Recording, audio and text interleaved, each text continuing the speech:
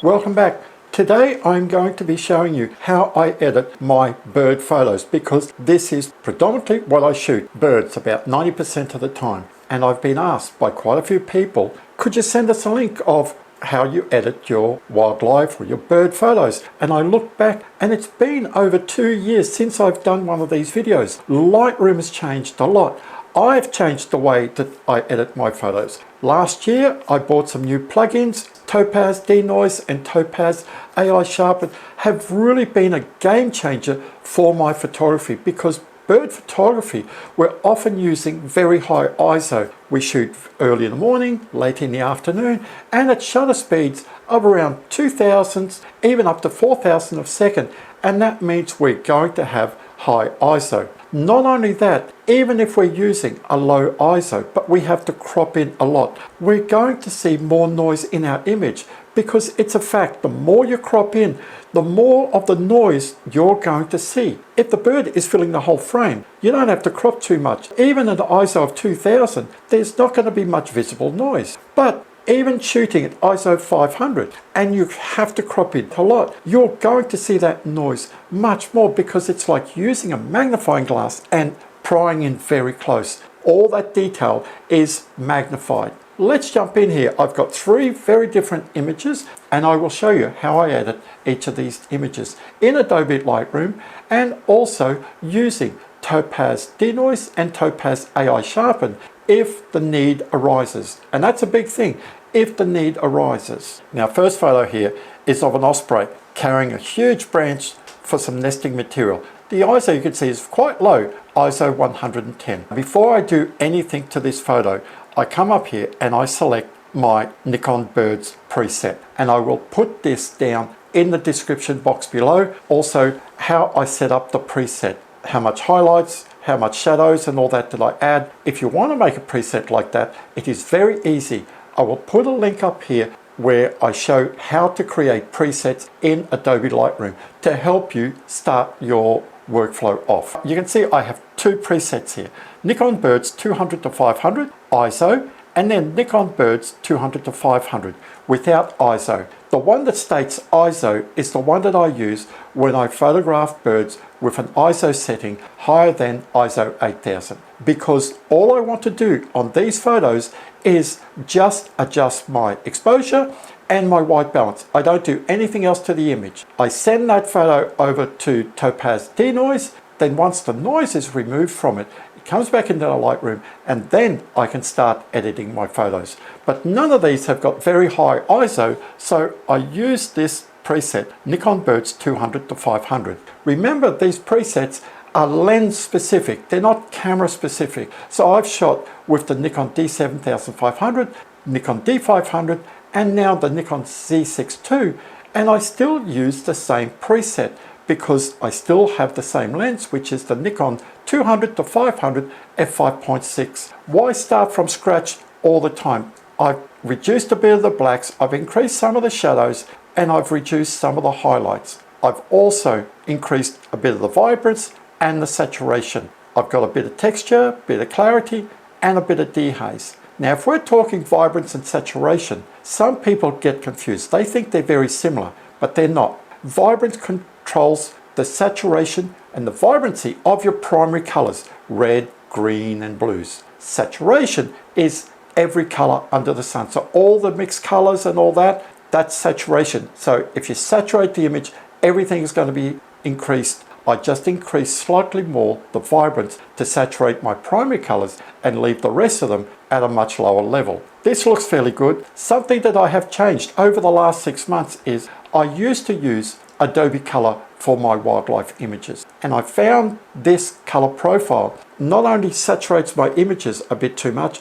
but it adds contrast. The image looks a bit darker. Adding contrast to an image can also increase the noise of your image. I now use camera neutral. And to give you an idea of the two, this is camera neutral, this is Adobe Color. You can see the colors are much more saturated and the Osprey is a little bit darker. If you want, you can use Adobe Neutral, but I prefer to use camera neutral. The two of them are very similar. They're both neutral. I'll increase the exposure. Something that you have to be very mindful when you're editing photos like this is that if there's white in the bird or you got reflection. Be very careful when you're increasing the exposure. You can see we've got blues, reds, greens, yellows, but right down the bottom here, this is our whites. And can you see that our whites stick out much further than all the other colors? So when we're increasing our exposure, you've got to make sure that you're not going to push that little line of the whites over the edge and then blow the highlights. If you blow the highlights, you lose all the detail in the white. So I like taking it close, but not to the edge. And before I go any further, I'm going to crop the image now. I'll bring it down. I like 6x4 for this image. This looks very nice. I'll just open it up a little bit more. There. Hit enter. Something that you have to remember when you're cropping, if you're going to do more editing like adding masks and all that in Adobe Lightroom, if you crop and then you decide to open up, double check your mask because you're working on a certain area of your image. You're applying your mask just in that area. If you decide to say, well, I've cropped it too tight, I've got to open it up a bit, make sure that the mask that you've applied cover the rest of it, or else the image is not going to look very well. This looks really good, and you can see here, because we've had to crop in so much, can you see that the Osprey it's sharp, but it's not as sharp as what it would look like if it filled the frame. And this is where these two plugins really come in. But before I use the plugins, I want to show you how to use Lightroom to get as much as possible from Lightroom itself without using plugins. The sky is a little bit bright. I want to dull the sky down, but the rest of the image here looks just about right. There's not much that we need. The white balance is just about spot on. We come up here to the masking panel. Now I'm going to select sky, and what this is going to do is it's going to mask the sky. There, that's beautiful. Now, if I want to, I can make the sky just that little bit bluer. I can darken the sky if I want. That looks a bit nicer. Where the cursor is, this is where it stops. Everything below that is the Adobe Lightroom settings, but this controls the mask. So we have just about everything that we normally have just to control the mask. It's the sky. We want the sky to be soft. Can you see here we've got texture and clarity? I can reduce the texture, I can reduce the clarity. What this is going to do, it's going to soften it up, the skies. It's going to make it a bit like a watercolor, which is really good. There's no real detail in the sky. Even if you're shooting this at a higher ISO, it sort of smooths down the noise. A very easy trick to do to get a beautiful sky. Now, I'll come up here and I'll select subject. I want to do a little bit of work on the Osprey. Make the Osprey pop a little bit. Now you can see, got all the Osprey here, but it's also selected a little bit more than what we wanted. We'll increase the exposure a little bit. We'll add a little bit of warmth to the Osprey. That's quite nice. Actually, I don't even need to get rid of it because we can hardly see it. But what I want to do is I just want to control this area here a little bit. So I come up here and I go color range. And I want just this area here. It's selected a lot of the area. We have color range and we can refine it. So if I reduce it down, this is much better because now I've just got this area here where it's whitish. I can bring the whites down. That looks so much better. I'll come back to the first mask here for the sky and we'll just reduce the sky a little bit more. What I'm trying to do is get separation, and that's how you make an image pop. If you have a separation between your subject, for us it's birds, and your background, it really makes your subject pop. If there's not much separation, the image looks very bland. Even if there's background matter in your photo, if you can have separation, making it darker or brighter than your subject, you're going to make your image much better. People are going to appreciate that photo much more. The last thing I can do is increase the detail in the Osprey. Now you can see here, this is the sharpening tool. It's called adaptive sharpening. We select how much we want to sharpen, where we want it sharpened. It's set to 0, so the 3 sliders below it are also grayed out. But if we slide it, I'm going to slide it to about 40. Now these are able to be adjusted. But you see the masking is set to 0. Now I have a Windows PC. If I hold the Alt key on masking and touch it, notice that everything's white. But as I slide to the right, now I'm just getting detail. If I hold it like that, what you can see, the white is where the sharpening is occurring. Everywhere else in the black, there is no sharpening involved. So this is a very good way to make your image sharper, especially the edges. So what we've done is just sharpen the edges. This is a very good way to add sharpness to your image without sharpening your whole image. Now let's move on to the second image. This is a Kingfisher. It's actually a Torresian Kingfisher. It doesn't look really nice. We have to fix this. And the ISO is 560. How about we start by cropping the image because there's so much dead space here.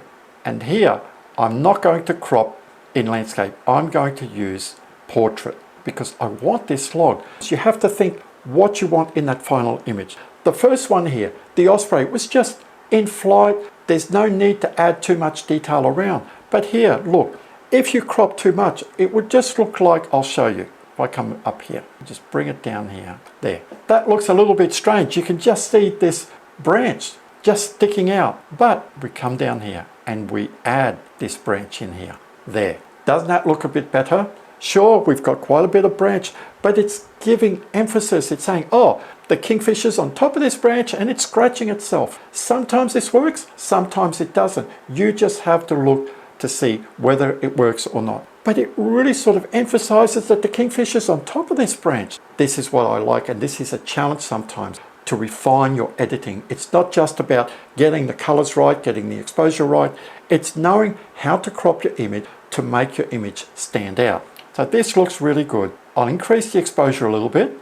This looks quite good, but look at the background here. It's all white. And this is where we're going to need the masking tools. I can increase the shadows a little bit, but apart from that, this is all I need to do. I've reduced the white balance just a little bit. So now it's just about daylight. Let's go about using these masks to get the blue sky in the background. So we come down here and we've got subject, sky, or background. The background is very good if there's shrubs around in the back or if you're shooting on water. Sky is great like this. This is blue sky. So we click on sky and now it will mask the sky out. Now you can see it's actually masked more than what we wanted. We're going to have to just remove that mask a little bit. We can try to see if we select background, if it does it better. Very close, but it's still got a little bit here because the color on the Kingfisher there, the whitish, just about blends into the background. So we'll leave it like that. Let's bring the blues down. That looks quite good. We'll increase the contrast in the blue a little bit, increase the saturation. That looks really good. Now you can see where the mask has been applied, can't you? Look at the bottom of this branch here. Can you see that it's all bluey? Because the mask is there. So if we click on Show Overlay, look at that. We can see all that area. To get rid of that, we just go up to Subtract, we select Brush, and we make sure that it is Auto Mask. And we just paint the branch, like so. I'm going to zoom to 100% so I can get rid of that. Now I'm going to click on Add Brush because you can see here between the beak it hasn't been applied, and down here between the legs there. Now take the overlay off. That looks much better now. Now we can concentrate on the Kingfisher. So again, we click Mask and we click Select Subject. And can you see now, like when we selected the background, the bottom half of the branch was selected. Now it's just the top half of the branch. We could go straight to Subtract, click on the brush and just get rid of that color. Get rid of that pink because that's showing where the mask has been applied. Now I can increase the exposure a little bit. I can increase the saturation for the Kingfisher. And I also want to increase the shadows a little bit. And I'll add a bit of contrast. That's it. Now we close up all the masks. So now let's see before and after. So we click on Y here and look, on the left is what we started with. On the right is what we've got. On the right here is so much better. We'll go back because we haven't sharpened the image yet. So we go into the detail here.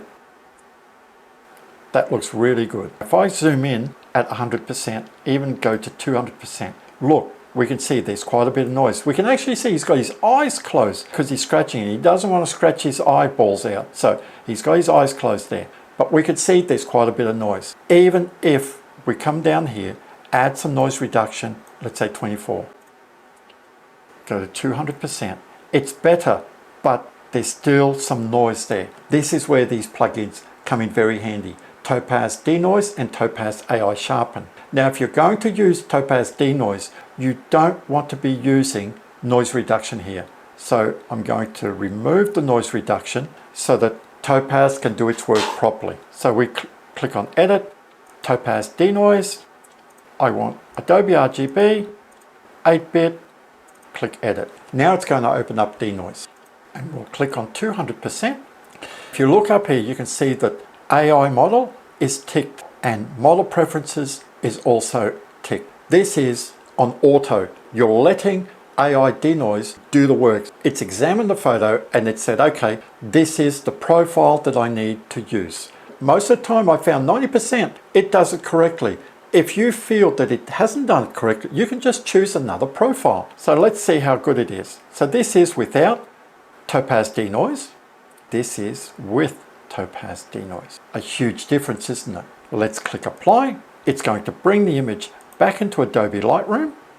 This looks pretty good, doesn't it? Let's see how good it is once we've sharpened the image. Edit again, AI Sharpen, go about the same way, Adobe RGB, 8-bit. Again, you can see Sharpen, the two of them have been set to auto. And we'll go to 200% so we get the same sort of view, so you can compare the two views. This was with just Topaz Denoise. It looks sharp, didn't it? Now, look how sharp the image is. And like Denoise, if you feel it has done too much, you can remove some of the sharpness by removing the blur or removing artifacts. This looks very good because we're at 200%. If I bring it back to 100%, looks beautiful. You have to make sure whenever you touch something here, you've got to wait until it says updated. If you don't wait, it hasn't saved the final settings. We click Apply. Look at that. It's very sharp. And this was our original image. Look how grainy that is. Hard to believe that this is the same image. Let's jump to our third image here. I was walking with my daughter around Lake Eden, only about 10 minutes drive from our place. We're walking around and all of a sudden my daughter said, hey Dad, look at that. There's this little swallow feeding its chick. And I got a couple of really nice shots. I'm at 500 mils and it's very small. So I'm going to have to crop in quite a bit. And the ISO is already 1800. So I'm going to see noise. This is at 200% already. Look at the amount of noise. We could see we've got noise there. So we're fighting an uphill battle and I'm going to be cropping, which is going to make it even worse. Let's start. Let's crop our image to what we would like. That looks very good. Let's add the profile. Nikon birds. We can see that our exposure is just about spot on. That looks quite good. We'll increase the shadows a little bit. What about our white balance? There. Just add a little bit of warmth. Remember I said this was taken late in the afternoon, so we want a little bit of warmth. This looks much nicer, even though when you're seeing these little swallows, the wings, the feathers are quite whitish, but with the sun shining through it, there's a bit of warmth there, so that looks much better. Everything else I'll just leave alone, but we've got to do something about this background. We come up here and we select background. It's just missed a little bit down here, so we click Add, Brush, there. Perfect. What we're going to do, remove the overlay. We're going to make it slightly bluish. That looks a bit better. We can still see there's a lot of grain there. If I come down here, reduce the texture, reduce the clarity. Now, because I've reduced the texture and clarity, my background is going to be much softer. If I go to 200%, look at that. So much better than before, isn't it? I just want to increase the shadow area here on the bird. So I go back up, select subject, beautiful. Increase the exposure a little bit, increase the shadows. We're going to increase the saturation a little bit. That looks so much better. Reduce the highlights. Okay, close all this down. Let's see why. This is what we started with, and this is now what we have. So much better. What I've forgotten to do, we haven't sharpened the image at all. So let's sharpen the image up. Increase the masking.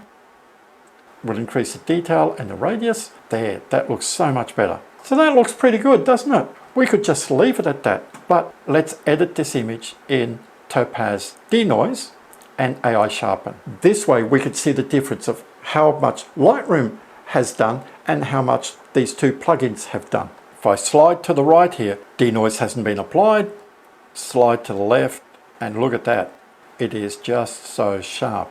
Hard to believe that we've cropped in so much, and the ISO was 1800. So by cropping it this much, we're probably looking at an ISO value of around 6400 because we've cropped in so much. We're happy with this. We click apply. It's done its work. Now we'll do Topaz AI Sharpen. So we thought this was very sharp with Denoise, but now look how sharp the image is. So this is just using Lightroom, just a sharpening in Lightroom. This one is using Topaz Denoise and Topaz AI Sharpen. Can you see the difference? These plugins are well worth your money. Plugins are an enhancement to your photo. You've got to start off with a fairly good photo.